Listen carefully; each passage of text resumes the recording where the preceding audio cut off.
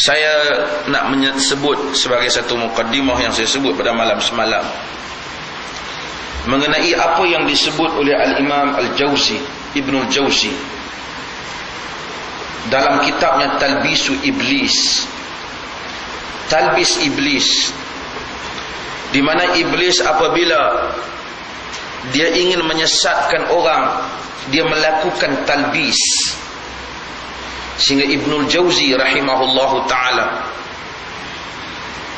menulis satu kitab bernama Talbisu Iblis. Ibnul Jauzi yang meninggal pada tahun 596 Hijrah. Kata Ibnul Jauzi, talbis itu izharul batil fi suratil haqq, menzahirkan benda yang salah, benda yang batil di dalam gambaran yang betul. Allah Ta'ala larang ahli kitab, la talbisul haqq bil batil, jangan kamu campur adukkan antara yang benar dengan yang batil. Dan ini berlaku. Iblis dia pandai. Bila dia nak menyesatkan kita, dia selalu nampakkan yang salah itu macam benar.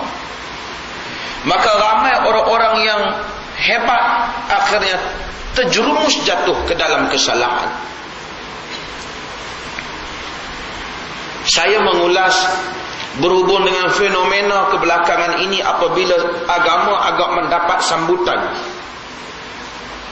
sehingga orang nak jual apa-apa pun kait dengan agama. Orang nak jual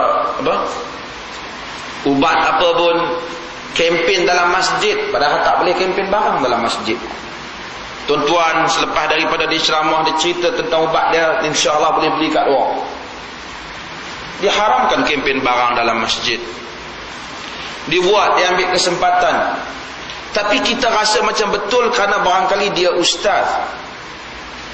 Selepas dia jual barang ceramah, dia kempen barang-barang dia yang mana-mana. Diharamkan.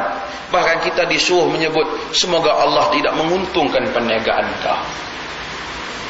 Semoga Allah tak untung kau berniaga dalam masjid, kau kempen dalam masjid bang. Banyak lagi kebatilan. Kenapa apa saja nak dibubuh agama? Ada nampak sini unsur agama, ada perasaan orang barangkali teringin pada agama. Dulu kita komplain tentang Akademi Fantasia. Bukan saja kita yang komplain, ramai orang komplain.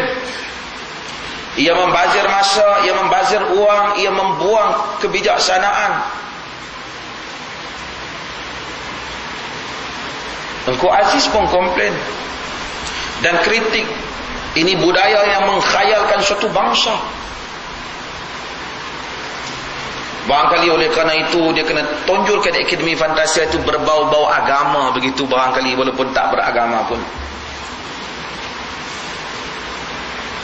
Dicarilah mana-mana calon yang konon-kononnya berbau ustaz, dimenangkan. Entah benar ataupun salah, yang menang kita tak tahu. Kerana undi anda adalah rahsia, kita tak tahu. Dan satu orang akan mengundi dengan begitu banyak, ribuan ringgit yang dihabiskan, dibazirkan masa. Kalau ada orang ketik, oh ia imej yang bersih dan seumpamanya. Saya sebut pada malam semalam, kita semua tak makan cacing. Tetapi apabila kita ingin mengail ikan, kita meletakkan cacing pada mata kali kita, kerana kita tahu ikan makan cacing. Mereka bukan mau kepada agama, tetapi mereka tahu bagaimana ingin mengumpan ramai orang, sehingga ramai orang akan keliru.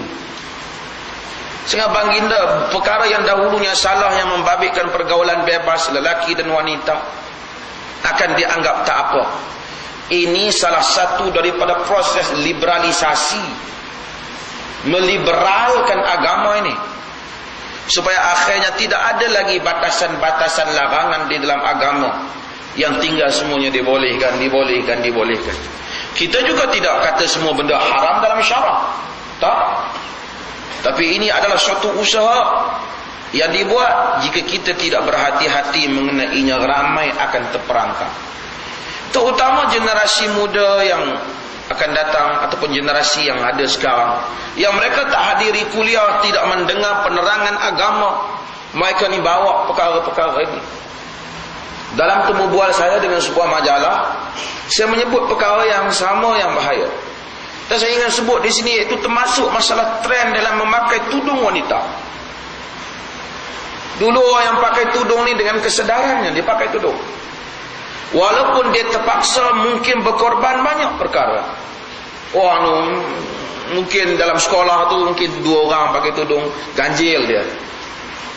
Lama-lama alhamdulillah Allah Ta'ala kurniakan ramai orang Islam pakai tudung. Syaitan dia pandai dalam hal ni. Dia membisikkan di antara satu sama lain, zukhruful qawli ghurura, pengaruhi orang ramai. Lalu dia mari fashion tudung. Fashion yang nampak tengkuk sikit, fashion yang begini. Tudung daripada tudung di atas nama syarak dikaitkan dengan nama artis. Tudung itu, tudung ini, artis itu, artis ini. Daripada pakaian yang fadfad, pakaian yang luas, maka diketatkan, dipakaikan tudung, tapi diketatkan di bahagian lain, disingkapkan bahagian lain. Maka tudung tidak lagi dipakai. Kerana sebab itu bukan semua yang memakai tudung akhirnya menutup aurat. Walaupun kita tahu semua yang menutup aurat itu memakai tudung. Menyelainkan astar jabat, dia kita tak termasuk lain. Tapi artinya semua yang memakai, tidak semua yang memakai tudung itu memenuhi tuntutan menutup aurat. Tapi akhirnya di atas dia faham secara umum, yang penting pakai tudung, yang penting pakai tudung. Maka tudung tidak lagi dipakai di atas dasar titik tolak agama itu. Alhamdulillah mereka pakai, kita puji mereka. Tetapi kita rasa bagaimana satu persatu perkara agama ia dirubah sehingga tujuan asalnya menjadi hilang. Dan hal-hal ini berlaku. Nasyid pun sama juga. Susah benar barangkali orang pakai tudung, orang yang ada semangat agama ni nak hadir ke konsert-konsert yang disertai oleh artis yang bercampur lelaki dan wanita. Lalu diselitkan saja di dalam konsert itu adalah 2 lagu daripada kumpulan nasyid tertentu, dengan pakaian yang bermacam-macam, bulu ayam, bulu tak ayam semua ada. Adalah kita kerana nak tengok nasyid, lalu terbiasalah kita dengan semua perkara-perkara yang berikutnya. Senang saja proses meliberalkan orang. Dan hal ini berkehendak supaya kita tamasuk, berkehendak kepada kita supaya berpegang teguh dengan agama Allah Subhanahu wa ta'ala.